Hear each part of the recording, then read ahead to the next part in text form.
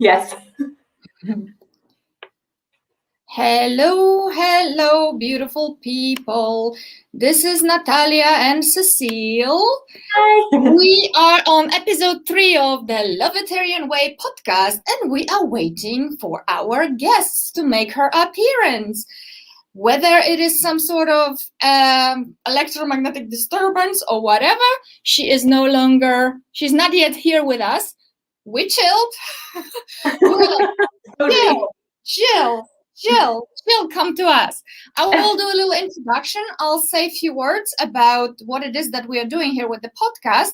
And Cecile, see if you can find Jill's mobile and call her. Because as we know, beautiful people, everything in life is possible. Therefore, we really do not know. What we know is that we are responsible for how we handle this. So if it's only going to be Cecile and myself, we shall provide value and we will talk to you about the Lovetarian Way movement. Who knows? Maybe it was meant to be like this. All right. So if you don't know us, because we are going live on many different platforms, in fact, if you don't know us, I am Natalia PH Lovetarian, and I am the founder and creatrix of the Lovetarian Way movement. And I have with me my beautiful, wonderful younger sister from another mother, Cecile van Pecken. And Cecile is co-creatrix of this movement, and she is also guide in training to be able to help and assist souls on the way to love and light via the Lovetarian Way modality, which we are creating. So, the Lovetarian Way movement, what this is all about? Well, we are all about contributing to the elevation of consciousness of our beautiful humanity. Humanity is really going through a time of transformation, and as somebody wise said in the old ages, the kingdom of heaven is within you. Be the change you want to see in the world. So as we are evolving ourselves, as we are growing to be the most beautiful butterflies you can see here on my logo that we can be, with balanced energies, with beautiful light shining through us, we are going through this evolutionary process. Mother Earth is going through this evolutionary process. And the Lovetarian Way movement is to help anybody who wants to do the same, stand in their sovereign power, okay? Be the most amazing butterfly that they can be. And what does that mean for someone who thinks I'm speaking metaphors? No, I'm not speaking metaphors. I'm very, very serious. We are living in the world that is composed of energy. Do we agree about that, everyone?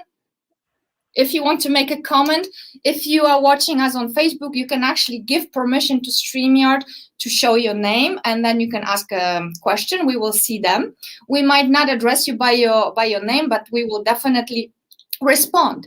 So everything is energy, right? Energy. Everything is vibrating at certain frequency. I mean, yes, exactly. Thank you, Annemiek, beautiful sister. So everything is vibrating at certain frequency in this beautiful field of oneness. Everything is one energy. Okay, and different traditions, they call it Divine Mother, science calls it matrix, science calls it infinite field of possibilities, quantum field, right? Religions that we don't associate with, by the way, we thank the religions for being what they have been for ages, pretty much opium for the masses. Religion is somebody else's journey, okay? There's a lot of truth and beauty and love in religions, absolutely. What we do not agree with and what we do differently with spirituality is that we really do believe that the power is within you. You don't need me, you don't need her, you don't need Muhammad, Jesus, and whomever else, and they would say that to you if they could right now, and they do, through people, for example, such as Jill, who disappeared into the field somewhere. Jill is top Trance-Channel. And if for whatever reason she decided to dissolve into the field, we will catch her on another occasion. So Worry not. It's all good. It's all happening the way it is supposed to be happening, apparently. Maybe you need to hear what I'm saying right now. So spirituality, beautiful people, is your own journey. It is a journey to within yourself. And as you truly embody the light of the highest, of the most powerful part of yourself, the infinite part of yourself, the eternal part of yourself, when you do that, wow, you are invincible, literally, and you can truly stand in your power. You can be, do, have whatever you want. I mean, honestly, Cecile, do we agree with that statement or what? Do we live it? Yes, we 100% live it. Definitely. So what is the Lovetarian movement all about, Cecile? Sorry, just focusing I on will Jill. let it go. I mean, Jill knows where we are. Did you manage to reach her? No.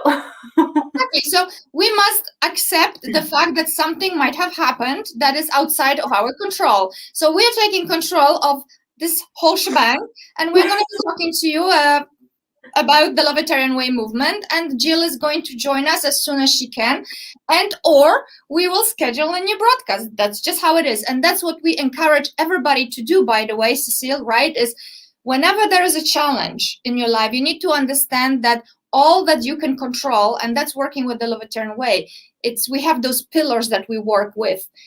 You have responsibility to control your energies. No matter what problem, no matter what challenge, you need to look at it, and you've got three choices. You roll with it, you change the situation, right? Or you ignore the situation. What we choose to do, we roll with it. Because when you roll with life, life will roll with you. Yes, 100% agree with that. So what do we say, Cecile, about the Lovetarian movement? What are we all about? About unconditional love, about we're one energy, we're sharing our light and we're sharing our love with everybody as we are all one energy. It may sound maybe weird to people who, or different to people who don't know what everything is all about being one energy, but yes, we all share one energy. We and are that energy with is each our other. true nature. Yes. That's what we're telling people, right? The kingdom of heaven is within you. Yes, 100%. And from our unconditional love, you got the inspiration to create the 4 pillars, accepting 100% responsibility for your life, so that you take responsibility for your thoughts, your actions, your feelings, and of course pillar number two, that we are one energy. And by being one energy, we are sharing the love that we have for each other. So we love even our enemies. We Hold on there a second. Let me ask you then, because people might be like, oh, you're crazy or something. We're like, yeah, my own kind of crazy. Now, but maybe we go deeper, because a lot of people, like, conceptually, right, they understand oneness. Okay, yeah, I'm one, I'm spiritual, and I'm one. Okay, and then you go and say that person is an asshole.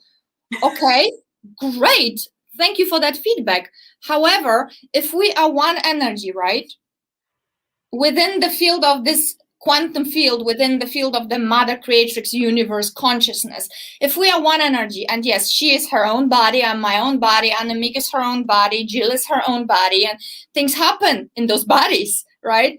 However, once we understand that we share, we come from the same mother, shall we say it? Yes. So agree. Yeah, and we are brothers and sisters, energetically, yes or no? Agree, yeah. And sometimes do you love your brother and sometimes do you not love your brother? 100% agree. I'm still working on that. That exactly. I love everybody unconditionally. Yeah, but at the same time, we need to agree that we are all family, okay? Yeah. And that family had decided to have a little game with one another, and the family split at the moment of creation to be playing in the light team and to be playing in the dark team. It's still the same family, isn't it? Yes. So, like, we incarnate and we play all those games, right? So if you want to master your life, if you want to, as we say to you, experience magic and miracles, co-create the most amazing heaven on earth reality, ascend to the highest frequencies, if you want to do that, what do you need to do? Accept that we are one, and then what? Do not do unto other what you don't want done to yourself, because what? We are who? One energy. We love each other unconditionally. Yeah, but also, like, you will throw an arrow, right? You will curse them, you will do this. Where is it gonna go? You, boom! Like a boomerang. Boomerang. Back into you. And some people say, well, it's, because the way we look in the Lovetarian way, we say we have the way, of course.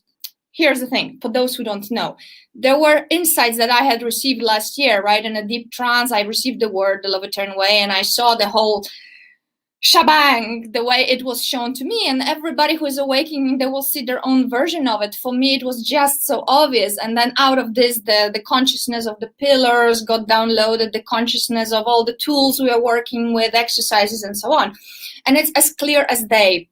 And what takes me all the time to the truth of me, to the truth of the mother, to the truth of this movement is my heart, right? It's my breath. I keep coming back to that space. And from there, I get what is called downloads all the time, the downloads and the information that just resounds with this beauty, resounds with light, resounds with love. And Cecile, she's known me for years, and we have joined forces many years ago and really started to work together on the Lovetarian movement in October, when we set up a group, the Lovetarian Way, where we have now 2,200 members, right, Cecile? Something like that. Yes, and it's still growing. No, it only has just begun. Yeah, honestly. The beginning. So I would not be surprised, 10 years from now, we have millions in that group, because today, they are really, really tired of being, shall we say it, slaves to the fear field. Because as I said to you just now, we decided to play this game in spirit, right? Since we are multidimensional, we are mind, body, soul, spirit. And the spiritual field, the mother, that's the field that we all share, right? We come from the same mama, right? And then we decided, okay, let's have fun, right? So we will play with the dark team and we'll play with the light team. And through time and space, through lifetimes, we played with different teams. And it's cool, that's just how it is, it's no problem. Who wants to judge, right? Once you become a human, or rather, when you come to different planets, and we happen to be on planet Earth, that is a planet of duality, right? Oh, look who made it. Drum roll! Jill is here. So I will let Jill in, and I'll just finish my thought. Hello, beautiful lady. Hello, I'm so sorry. I had a power cut. No, that's exactly what we thought. And you know what? We concluded that there had to be things said to draw the picture, and it's all perfect, just as it is. Okay. And you look gorgeous and radiant.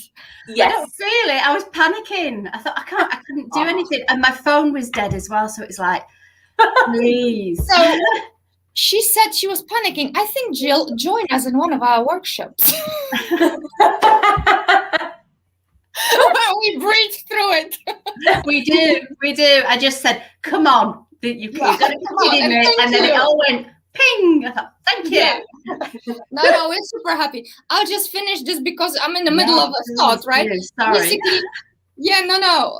Cecile, what was I saying? Do you remember? We were talking about the life that we go through, and then that we team up with the darkies and we team up with the lighties and we travel. Well, actually, not team up. I mean, I said, Jill, I was saying that the moment of creation or whatever, we come from Divine Mother. We all one field, whatever you call the consciousness. There's a million names, and then we choose the alignment, right? Whether with the lighties or the darkies, but it's all within us anyway. We all one, and with the Lovetarian Way, we had decided.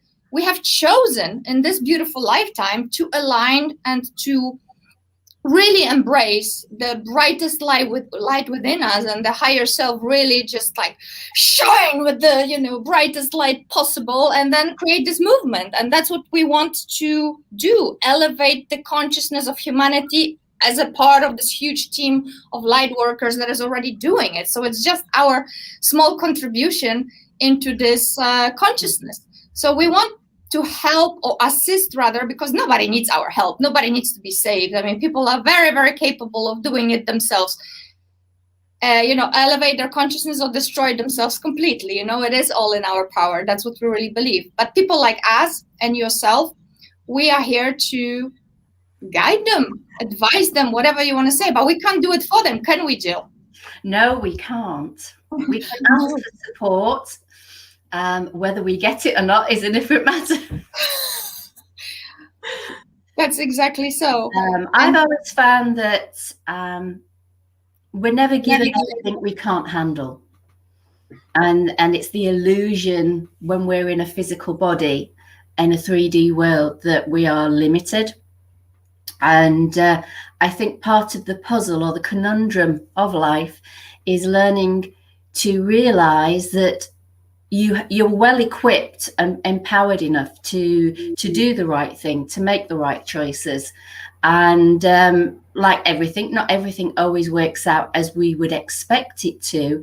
But when you move into allowing and seeing how, okay, this situation isn't exactly as I would like it to be, if we take a step back and think, well, what is it offering me? And you invite your spirit guides, you invite your angels, you invite your higher self. You can invite God, Allah, the creator, essence, whoever you feel you want to reach out to, whichever energy, higher energy you want to reach out to, and just ask for support and just look at what you're meant to learn in this moment. And I think that helps you move through a lot. Absolutely. Yeah. So since you came here so beautifully with that gorgeous angelic energy to balance my fire, thank you so much. You're welcome. I will say a few words about you because I was on the roll. Oh, sorry. No, this is perfect. This is perfect because in the moment I might just explode with what I have here. Oh, lovely. Yes, I'll ask you about it. Okay, so peeps, whomever is here with us, Jill, beautiful, beautiful Jill, is one of my mentors. I've known Jill since 2012, I believe, no? I think so. Like that. Yeah, I think so. I think you were chatting with Glenn about end of 2011. That's right.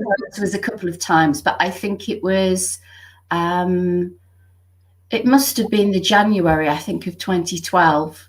And I remember vividly because I was doing research for the book that wanted to be written at the time. As universe would have it, it was not the time for the book, but what has happened, it got created into my first online program called Abundance Academy, actually second online program, but this was a paid academy. So I was doing lots of research and I read somewhere on one of your blogs or one of your articles, something was guiding me into that direction, something about Jesus, and it was very different to what other people were saying, what Jesus was saying. So I was like, I'm going to ask that lady, and I actually don't even go there asking me why. I thought that Glenn was a woman. Because his name is spelled like Glenn Close. Exactly, probably that's why. It's an easy assumption to make, yeah. Yeah, so Jill has been doing this beautiful work professionally for almost 20 years right now. Correct. Yes, and you are, I mean, like, we don't like to say, like, you're the best in the world, but okay, she's top. Right. I trust Spirit will send whoever needs to work with me. Yeah, and she really is truly connecting to, I mean, pretty much whatever, right? Whatever you choose to connect to, and the dimensions are just... Normally, if I ask, I'll get a connection. But sometimes I do get, particularly if I'm doing like a trance reading for somebody, sometimes they'll say, no, they're not aligned yet. Their energies aren't right. So I can sit down to do a reading and ask. And sometimes Metatron will say, not today. Try tomorrow. Their energies aren't aligned. So you had written together with your husband, who is in spirit now. Hello, Glenn. Hello, we love you. Thank you for bringing us together. You had written with him Trance-Channel books called Conversations with Angels, right? I have, yes, 1 through to 7. 8 remains unfinished because Glenn never got to finish it, and I know I have said I will finish it, but getting to finish it is it's still a little raw. Of course. He passed on last year, was it, or 2 years ago now? 1.5 years? It'll be 2 years in July. 2 years in July, yes. So of course it's still fresh. Definitely, yeah. Oh well, but I honestly, I almost have like goosebumps. I'm like, yeah, I think Gleno is with us. You know, there is a reason why we're all here and just having this conversation. So thank you for that. And so those books are available right now for people to buy. Normally, they're on my website, angelmessenger.co.uk, and you can download them as a set, or you can download one and read that and see how you get on with it. See if it resonates for you, and then you can buy them ad hoc as you want. Perfect. And now you're working on other things. I am. I have 4 books that I'm currently working on. I've released quite a few more of my guided meditation CDs. I think we're up to 86 now. So there's 86 in the catalogue. I have my YouTube channel, which I am going to be working on. That's my next big thing. And I'm looking at doing more trance work. Whereas before I used to Trance-Channel and just write and give philosophy, I'm now going to be offering trance guidance from spirit. So people have sort of a spiritual assessment of where they're at and some of the utilities that the angels or the ascended masters or even starseed beings like the Arcturians and the Pleiadians feel they can next implement, or that might help them with something they're particularly struggling with. Right. So that's next in the things that are coming up. I've also got 2 sets of oracle cards that I haven't published yet, so they're hopefully going to be published later this year. So there's a lot happening. Busy lady. Yes. All right. Yeah. So we will give you the link to later on have a look. But just now, since this podcast is really to contribute to the elevation of consciousness of humanity, how does your work help people do it, and how each person can best do it? Right. Okay. Well, the thing that I found with a lot of people in my formative years as a teacher was so many people need help, or they need to feel validation, and they were getting quite disenchanted and struggling with being able to connect to spirit guides. And there seemed a lot of confusion. So once you're trying to do something and then you start to get confused, or you not getting the results that you were expecting, particularly when you've got other people saying, oh, I've just spoke to my guide, it became upsetting in a way to see people who'd arrived with such passion and such hope and such faith to have that dashed. And I asked Spirit, what can we do? Because everybody has this ability. I know I was born with it, and the angels, I've always had angels in my life. And the angel said to me, angels will always be there for those who ask. And it is as simple as asking. Spirit guides are like you. They have to learn from the other side just as much. So they're in their learning stages as well. So the easiest route is always, if you're going to work, go to the top. So you can either go to the creative energy, the creator energy, some call it God, some call it Allah, Jehovah, and Buddha, or work with your angels, because angels are there to act as intermediaries. So they said, we can show you how to teach people to communicate with their angels and have a conversation. So they showed me a very simple way, because spirit work with our aura. And when we need that reassurance, we all have doubts about ourselves, our abilities, or we allow other people's impressions. So learning, first and foremost, we have to start with the self. And everything, I believe, comes from our heart. It comes from within us. And when you have that desire, as soon as you have that desire, you've created that energy. So it's just like a seed of a plant or a baby. Once the seed has been, you've got the seed, it's how you care for that seed, whether it's a seed of thought, a seed of action, and it's nurturing that and not letting that seed wither and die, because it's very easy if we give up, you're always guaranteed failure. But with hope, with faith, with trust, whether it's a trust in the self or trust in the spirit, it brings us through. It sort of gives us the wings we need to carry. And so the angels taught me how to teach people very simply and effectively to get a yes and no for a start. That then gave them the confidence that they can talk to their angels. And then from that, we then build on that. So for me, it's making space, making time to go within and think about, because we're all spirit, we're all energy. So if we're all thought form, we're all consciousness, which I call conscious as spiritual energy. If we're conscious of where we are, what we're feeling, that then enables us to have a greater awareness of the energies around us, and we can begin to see which aligns with our own path, our own, not necessarily our own thoughts, because the mind is always taught to find things that are similar. It's always looking for what is similar, what I believe resonates with me. But the feelings are different. So you can have, the head thinks one thing, the heart tells you another. So I always work from my heart, and using your heart. If you are on track, I've always learned that if you're on track from spirit with something, you get an expansion in your energies. So just like excitement, you sort of go, ooh. But if you are aligned with something that isn't the right vibration, your energies condense.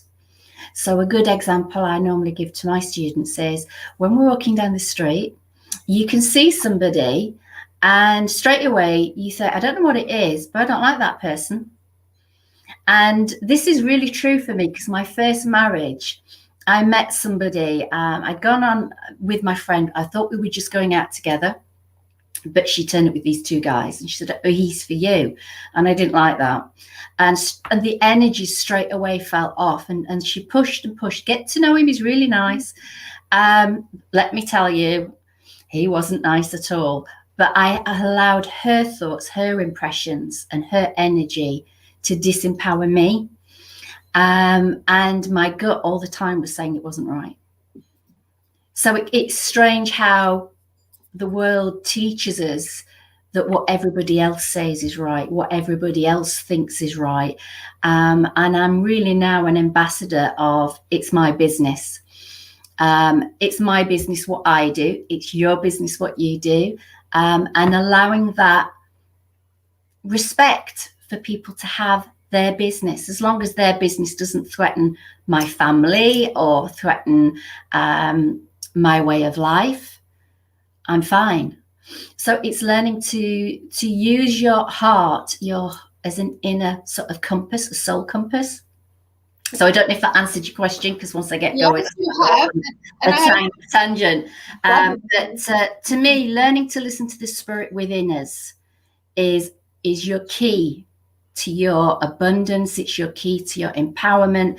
It's your key to life, because at the end of the day, no one can live your life for you, and no one can understand it from your perspective. This is why everybody's so special. Everybody is so magical. If only we can see that and tap into that. There's always greatness within us waiting to be born. And it doesn't have to be something on the main world stage. It can be something magical where we have that special knack maybe of being able to tend plants, or make an animal feel safe, or just create a really warm, loving environment for our own family and loved ones. So everybody's got these special moments of greatness. And I think we need to be able to recognize that. So for me, The only way we can do that is to get very still. And life is teaching us not to be still. It's constantly blaring at us with adverts, with social media. And although it's a great tool because we're using it today, we need to step back and we need to allow to have that stillness, because unless we get that stillness, you can't hear your soul and you can't hear spirit. No. So learning to get still, to stop the mind, because the mind is programmed. If you think of the mind like a tape recorder, it's been imprinted on, because for the moment you're born, you've got your parents imprinting on you their values, their beliefs. You have your brothers and sisters, if you're lucky enough to have them. Then you have your schoolmates and your teachers. And so a lot of what we think is us is not. It's this imprinting, this layer, these layers that have been put over us. And what is interesting is when you go through trauma, whether it's the loss of a loved one or a different type of personal trauma, it gives you, for me, although it breaks you down, it gives you an opportunity to break down, to break through and peel those layers off. So I think life is about, as you're a baby and you're growing, there's all these layers put on, and it's like you're the seed in the middle of all those layers that will hold you in place for a certain time. But then I think it's important that you break through and you start to branch out, and with each skill and with each experience that you get, it sort of helps you blossom and bloom. Beautiful. Like the tree of life. You can build whatever you want, right? Yeah. And I've got the tree of life actually on my...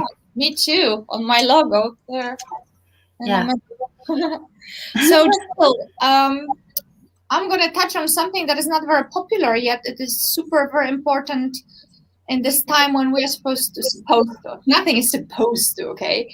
I say, would you prefer to be happy, or would you prefer to be at peace, or do you want to suffer? Because who says that the hell and the heaven is outside of us? Isn't that within us in a way?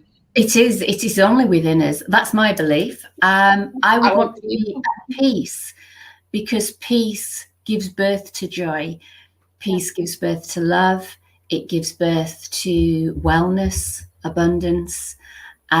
Because when you're at peace, you are always in a state of allowing. If we're happy, we could be happy, but it can be a frenetic sort of happy where we're dashing everywhere.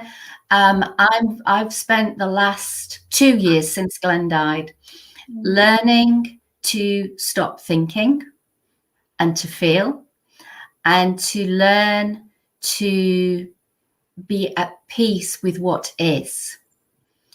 I can be at peace if somebody does me wrong with what they've done. I don't have to like it.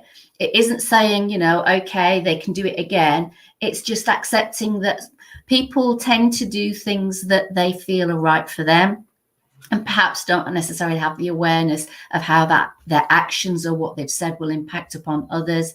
So I stay in my frequency by being at peace.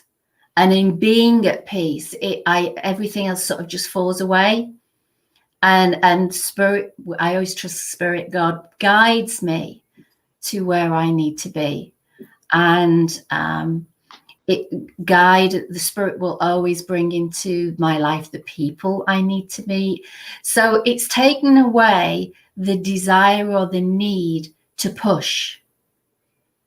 It's taken away the desire to feel I have to get somewhere, because I've spent the last 45 plus years thinking, I've got to have a goal plan. I've got to get there, and how am I getting there? And I was so focused on where I was going, I probably have lost 30 years of the joy of the now, of seeing my children grow, being a workaholic to the point where I just became this driven thing.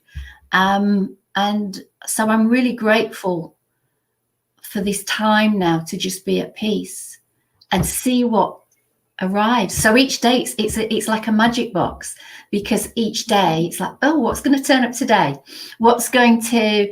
Who's going to come into my life today? Who am I going to get to speak to? Who am I going to get to know? What am I going to get to see? And so from that piece, everything else I feel is born. Beautiful. You said it. It's like we in the school, we talk about 0 point calibration, that moment where you just are, it's all there is, and from there everything arises, right? Mm-hmm. So I, for example, myself, we have different inclinations. Different personalities have different inclinations. For me, it's very easy to light up that spark and be really floating like, a dragon of fire. And I've learned to ground that energy. That's what we also teach people, to ground those sparks of divinity in the body, right? Can you tell a little bit about the process of taking responsibility for being the best beautiful being that you can be in the here and now, on planet Earth, not floating?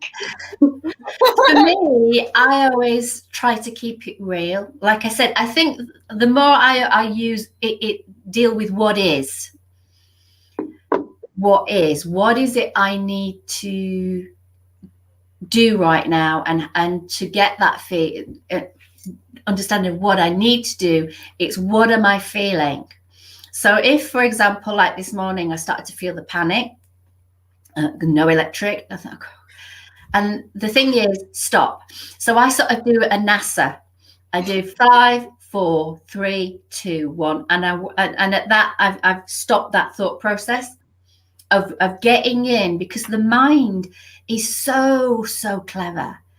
It's like we used to have a TV program here in the UK called Jack and Ori, and it was to be on for school children. So when they came home from school, it was like story hour, where they'd read a story, and your mind is like a storyteller, but it only can tell a story of what it already has learnt.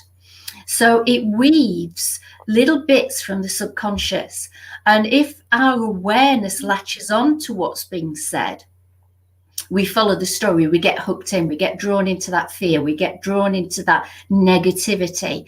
Oh, it's all going wrong, so then that pulls all the energy down. So by doing the 5, 4, 3, 2, 1, for me, it disconnects it, and then I take a moment to breathe, and I just say to Spirit, what am I meant to learn right now? And by doing that, straight away I feel more centered.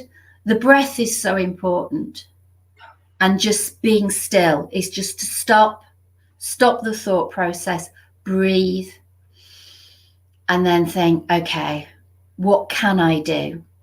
What can I do right now? So that's what I did. But as soon as I just said to Spirit, please help, everything came back on. Yeah. So I think sometimes Spirit will also synchronistically do something to support that bringing it back to self. I feel for me, you need to be authentic. If you want to keep it real, be authentic, be who you are meant to be. I know people not necessarily agree with me on this, but I really do believe in freedom of speech.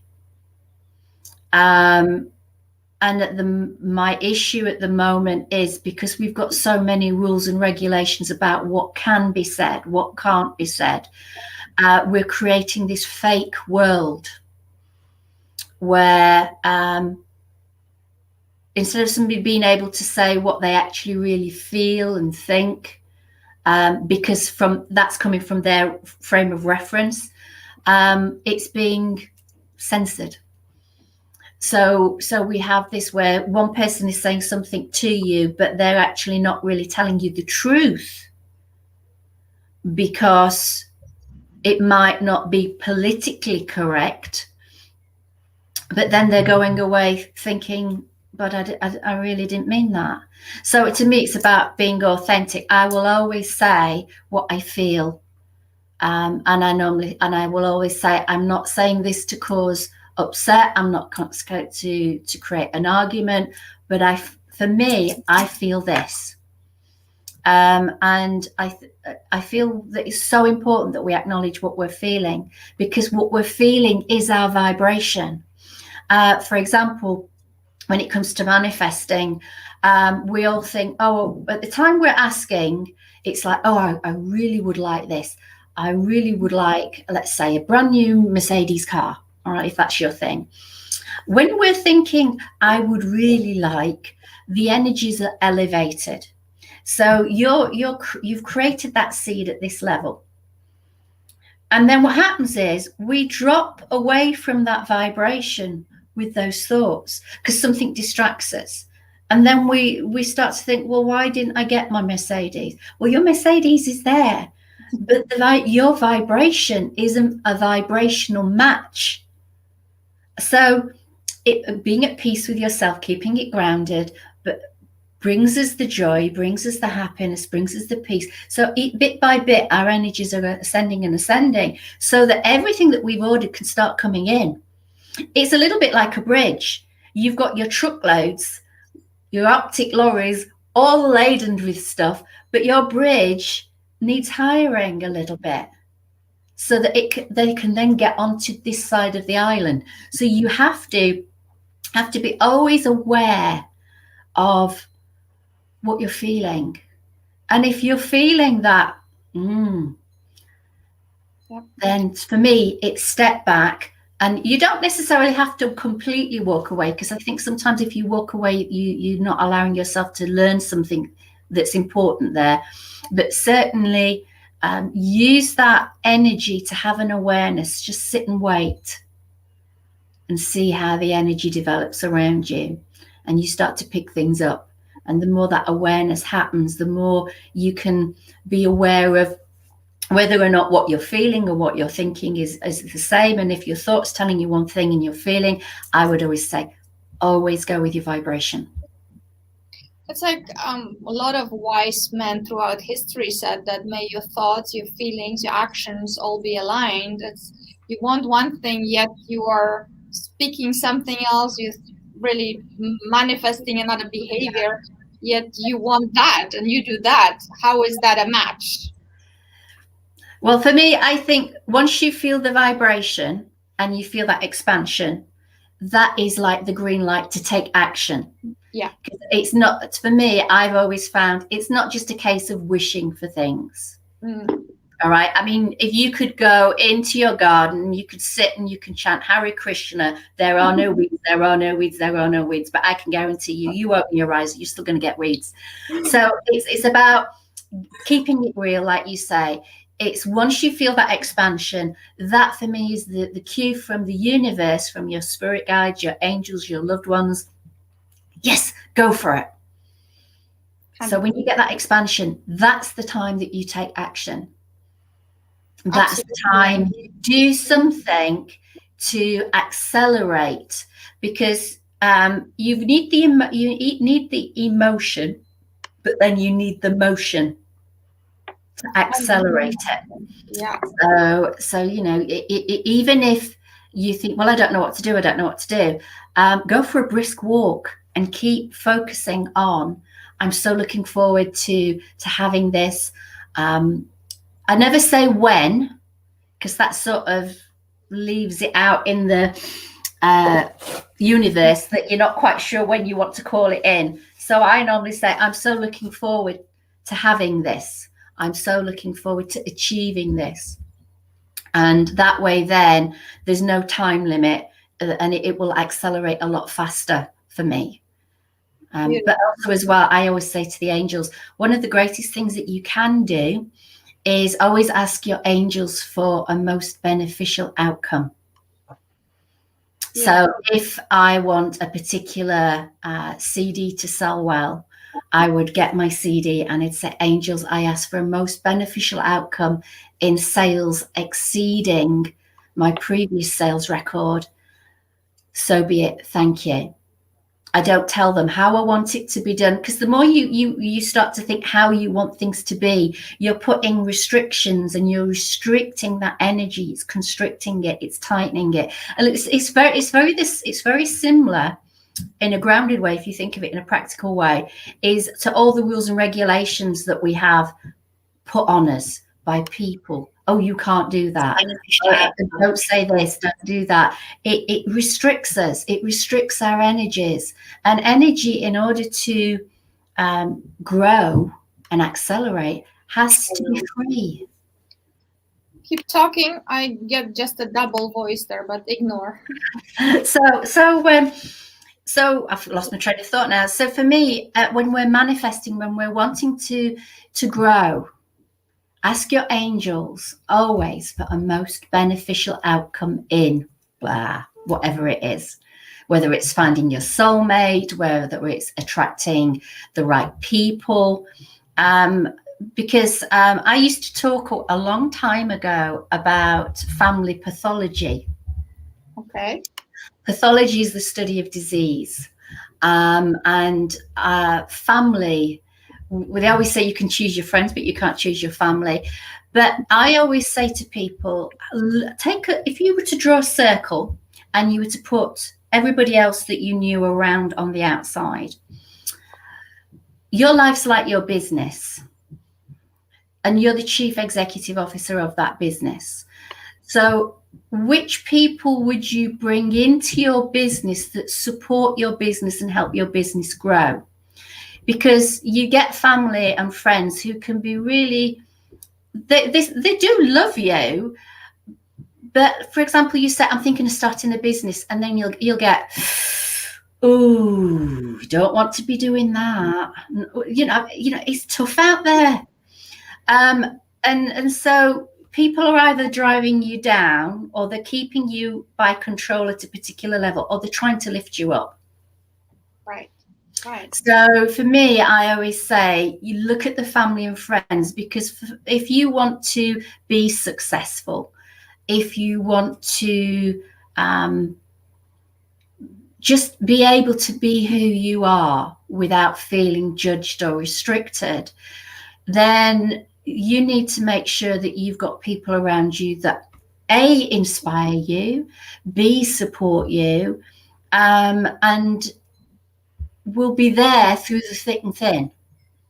That doesn't mean that you get rid of the rest of your family, not at all, but you limit maybe what you tell them when it comes to things like your dreams.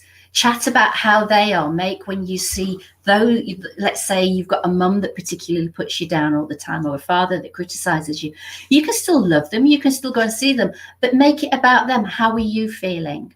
You know, and listen to their concerns, help them feel validated, and don't look to them to validate you, because you've already got that circle in your business that is validating what you're doing. Does that make sense? Yep, totally. So it's important.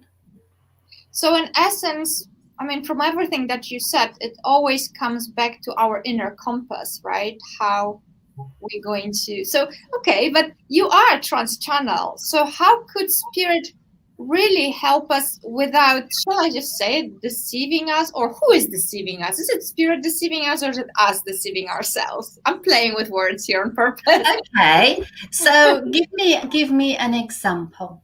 Yeah. Let's say you've talked to spirit, or okay, I'm gonna do something, Jill, that you're gonna love, because we had the discussion about it.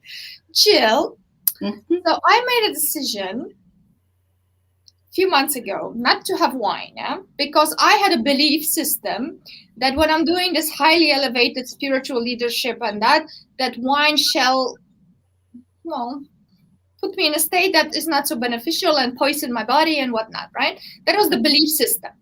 Then you tell me that Jesus had wine, and if it was good for Jesus, it's good for me. Okay. I loved it. And then we spoke to our other friend last week on a podcast, and she says for her, wine is grounding when she's doing this high level work. There's lots of beliefs out there, right?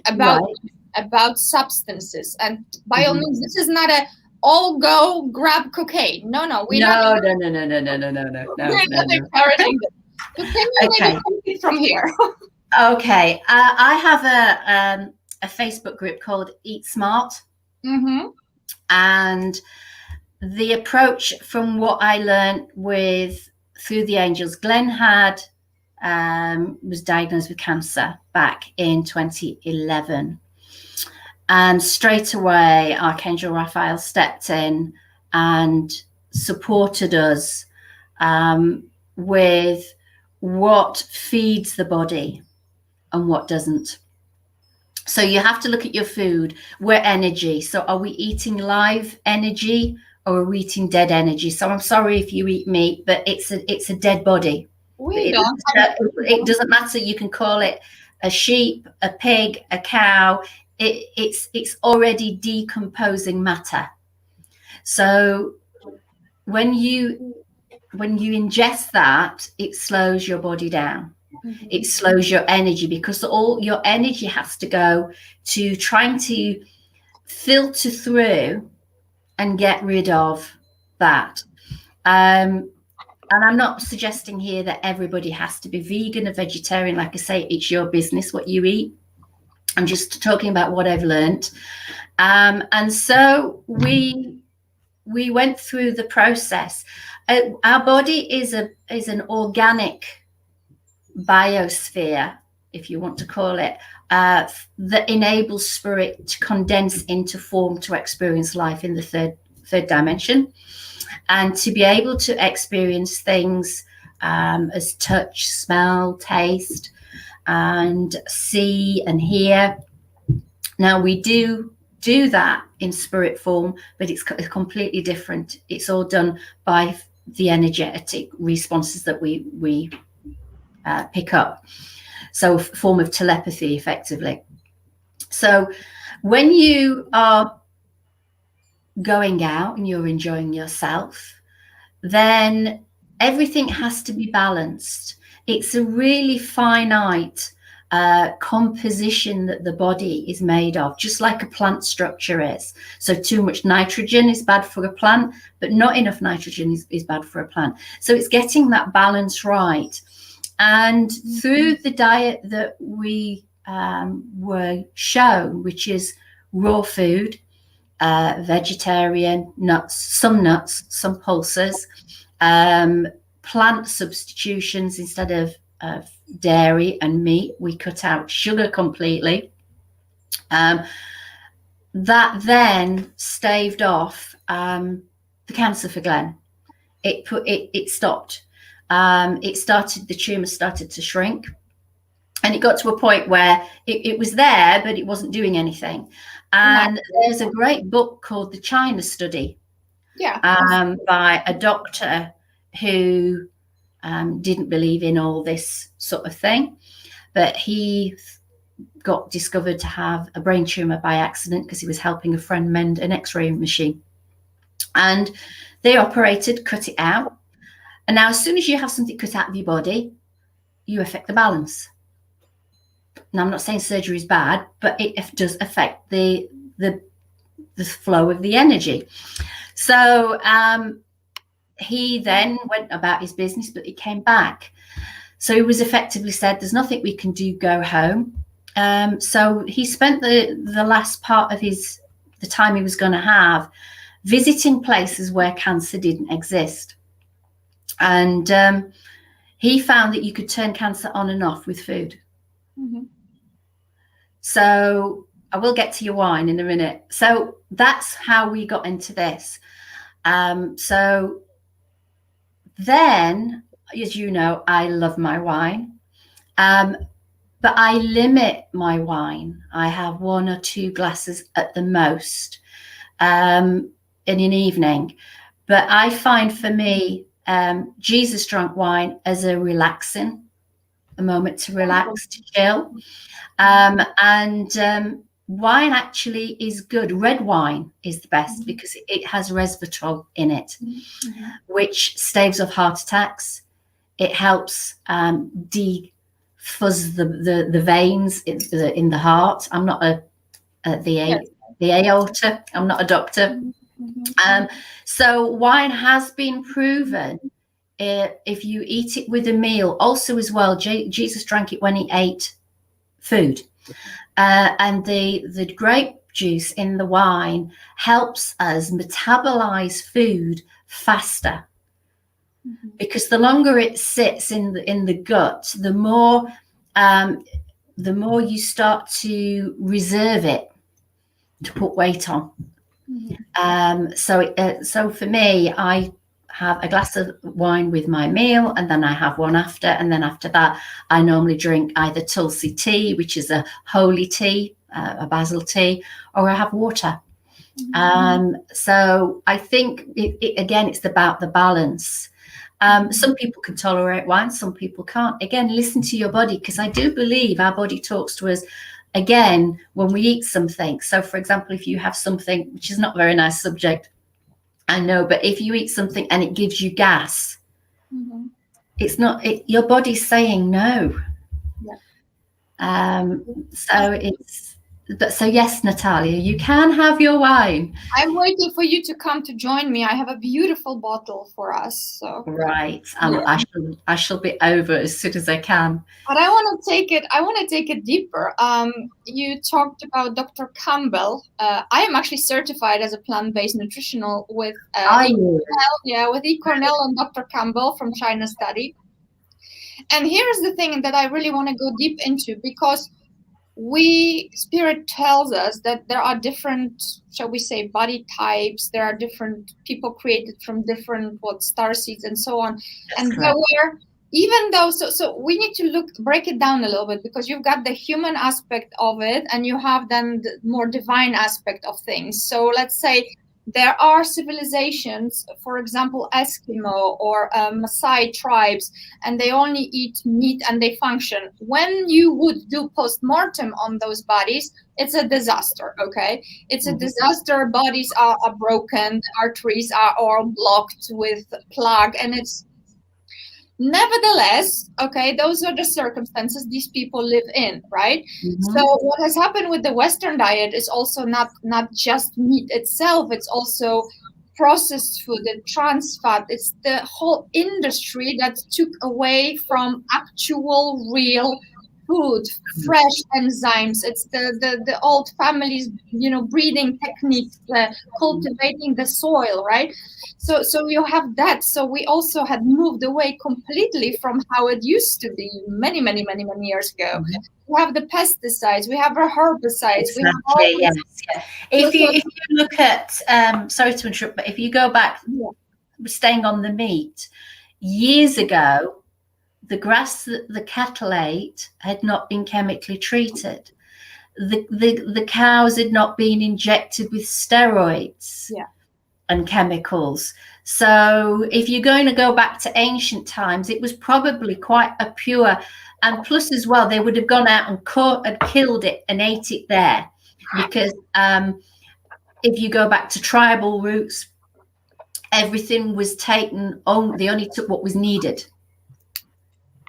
It's the industries, and in an effort to maintain those industries, that all these horrendous poisons, that's the only way I can say it, is poison, is being mass marketed and put into foods. Is it also possible that for certain people created from different elements, however we want to call them, for some types, so that's what you have in epigenetics, you have all sorts of testing, genetic testings, what foods are good for whom. And I had made a conscious choice for many years, 2012, stop eating animals, and occasionally, so how do we define animal? For me, animal was any animal, including fish and so on. However, there were times in my life, including now, where I feel it's beneficial for me to have some nice fish. Or to have some dairy, and honestly, my ego, if you will, or something in me is having a conflict with that. It's the same with the wine. So I want to be this Virgin Mary, if you will, Mother Mary, forgive me, and I want it to be like 100%. Then the body calls. There is some deficiencies. My nails are funny. And like, I have all those certifications, I have research, all the science is there, all of it is there. Yet my body, after being completely pure, it kept calling. It kept calling for being high energy level, very high frequency. A lot of times I noticed, I'm sorry, here is how it is. I've noticed that when I have up to half a bottle of wine, I am a tall woman, okay? I'm not a little, so it also depends on your weight and stuff. Up to half a bottle, I feel amazing. I have a little bit of a buzz, joy, celebration, beauty. I'm dancing and it's fantastic and I'm relaxed. And I can disconnect, not from my higher self, I can just disconnect from the business of the day. And then after a few hours, you know, I take a walk, like you say, beautiful tea, maybe go ground myself on the grass or water, and I'm pure and I'm clean and I'm ready to go again. And I wake up next morning and it's like, boom.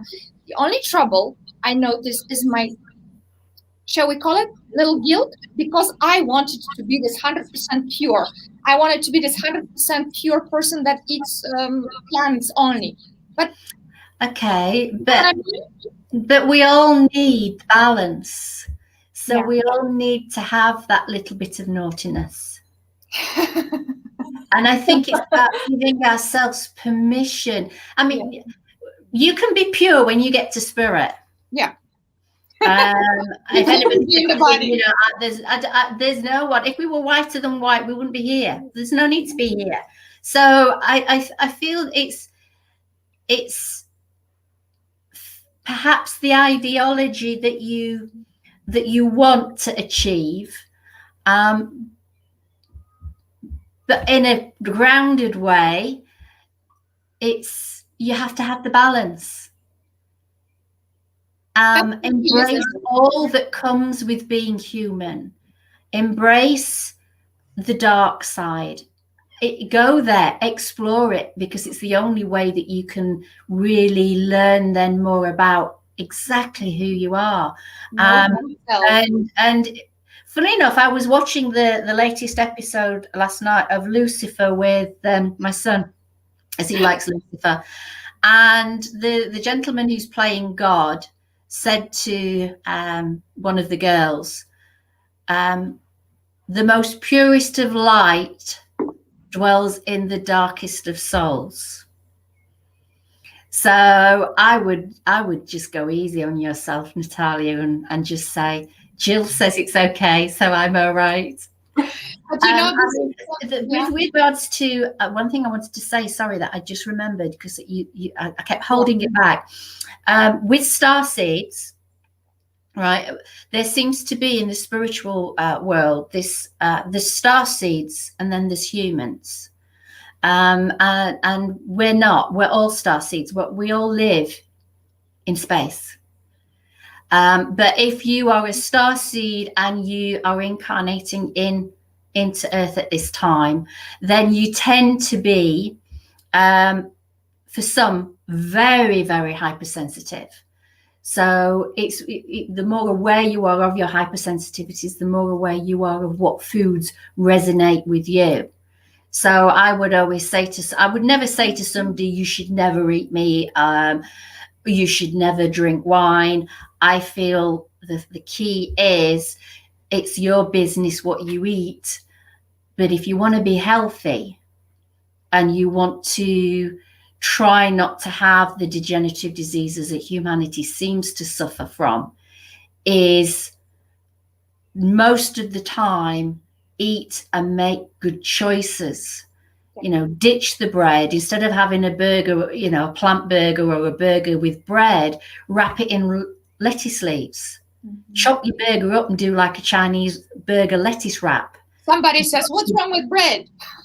Well, bread converts to sugar. Yeah, it turns into unless you do. I sometimes make spelt bread, which is the ancient grain. Maybe amaranth. Amaranth is really good as well. So I mean, the Essenes, when I channeled Mother Mary Magdalene was talking about how different the bread is, because they spread, you know, the mung beans and the pulses, the lentils, they'd sprout them.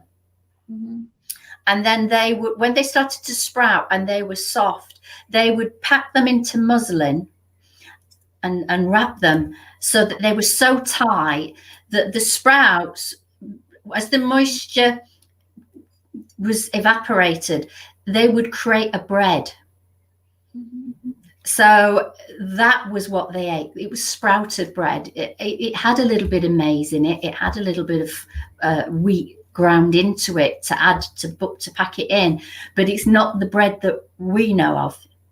So what we really want to clarify for people, what we are really actually encouraging people to do is to go back to whole foods, real foods, not food-like products, not the industry. Yeah. I mean, Glenn and I were once in New York, and we were shopping, and there was these two ladies from deep south, and one lady held her. She said, "Well, what do you think?"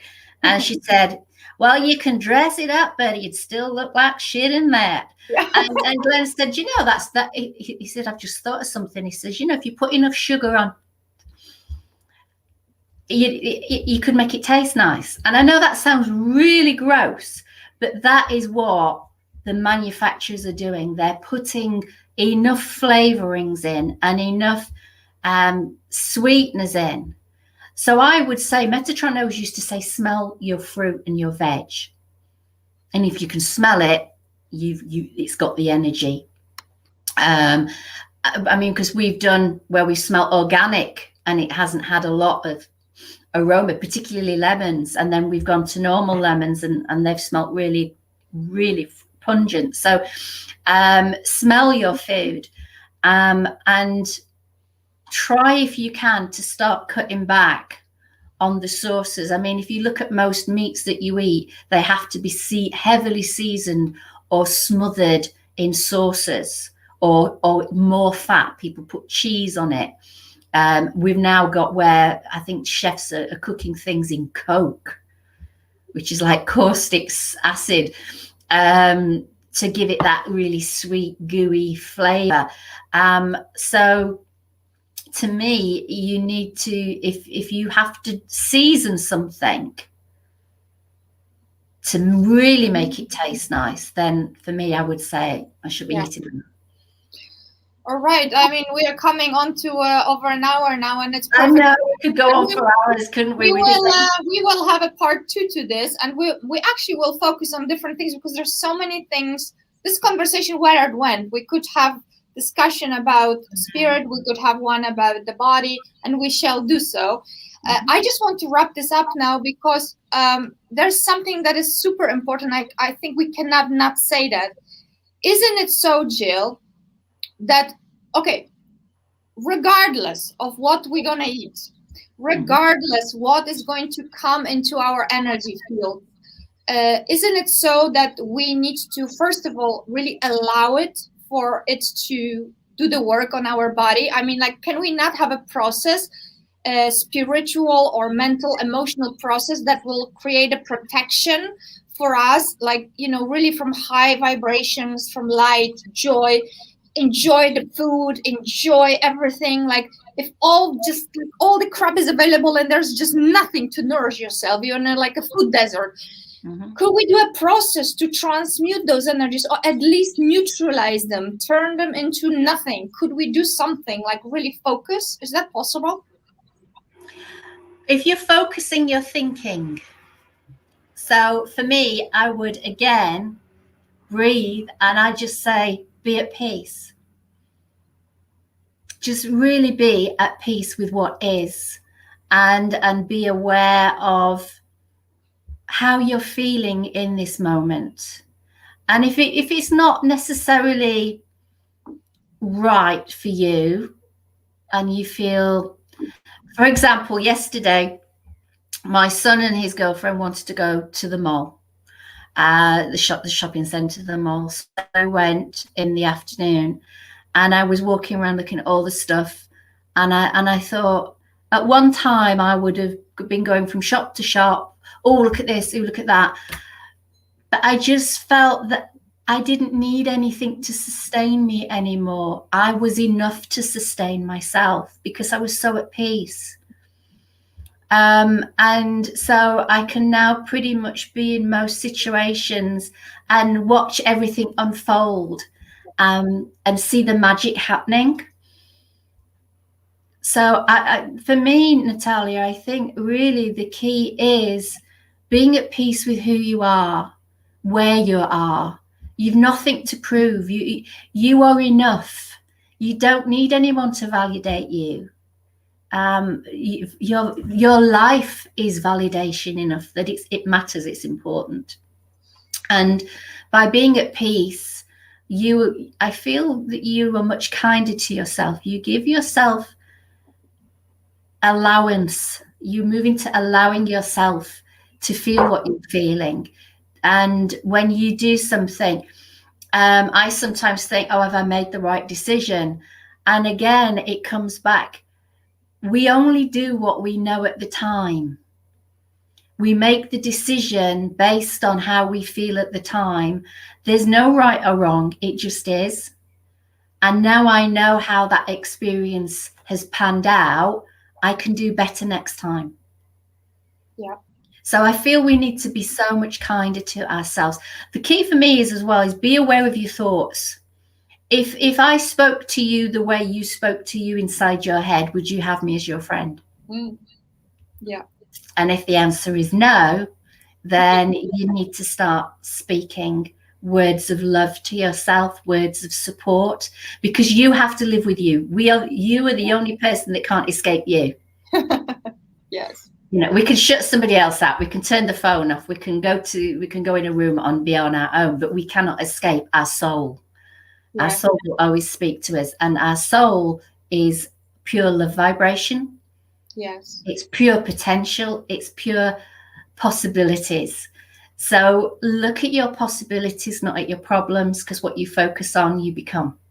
Yes. And Jill, you are also working tiny bit with numbers, maybe, because at 3333 you said peace. Yes. So that's the message for today. And what is 3333? Well, you've got 3. It comes to 12, which comes back down to 3, which is the Holy Trinity. Now, for me, that is Divine Mother, Divine Father, Divine Spirit, from which all things are born. And when you have those 3 things in your life, and if you have faith, trust, truth, you can make up as many trinities. Maybe spend today thinking how many trinities you can come up with. Yes. And the peace will set you free, no? It does. It really does. Yeah. It's just so disappointing that you have to go through so much crap and get to a certain age before you can really see it, and actually see it in motion. Because, as I said, once you just think, I'm at peace with everything I have enough. If I needed more, I'd have more. If I needed to be with someone else, I would be with someone else. The universe always has your back. It's always supporting you. And all we really need to do is just be. Trust, have faith, be at peace. Yeah. And drink some wine, of course. And some water. Okay, well, thank you, beautiful lady. We had the website on the screen most of the time. Is there something else you would like to say to the audience? Well, if you want to check out my website, if you struggle to find peace, there's my range of guided meditations, either as a download. I'm on Spotify as well, Amazon, YouTube. Check me out if you want to have a look at some of the recipes that I put together for food. Join my Eat Smart group, and also check out my Facebook group, Talk to Angels. I can put that on actually if you want. Am I all right? Yeah. Am I able to There's type? There's a chat there. Well, I'll put it into private chat. And then if you could pass that on to your viewers. Yeah, Cecile, can you see if you can do it? Let me I see a private chat. So that's what is that, Jill? And if you want these are organic healing spheres. They change the vibration. If you want, Yeah, that we could do a whole class. We could do another podcast We will. on those. We will. These were given to the gentleman that makes these for me. Had alien visitors who came and taught him how to make those. Okay. And they taught him how they worked. But he's more of a scientist, not a spiritual person. So he then found Glenn and I and asked us if we would work with those and continue the Starseeds mission to get these healing spheres out. But they are available on my website if you want to go and check, and it will tell you all about them on angelmessenger.co.uk. So thank you for that, Natalia. So we will, a month from now, the same time more or less, if you're available, we'll have another one, and then we will talk. Yeah. We will choose, because we will have probably once per month. Shall we, Jill? Yeah, that would be good. Yeah, maybe do one on angels, maybe one on soul empowerment, ascended masters, like all the food of the world, you know. I mean, there's so many things. Yeah, yeah. Perfect. Yeah. So we will see Jill then in July. July, because it's July. Maybe if everything is okay, I might be able to do it live with you. Yeah, exactly, because you wanted to come to. You have a place here nearby, something, right? You said. Yeah. Perfect. Yeah. Great. And then we will be sitting like with Tamsin at my table, and then we can do a live one. That would be amazing. So Jill, make it happen. I am making it happen. We set it in motion now, so Spirit will be working on it. That's right. And we welcome it. Thank you, thank you, thank you. You're welcome, and darling. Take care. Thank you. Thank you to you for watching this. Thank you. Bye. Thank you. Bye.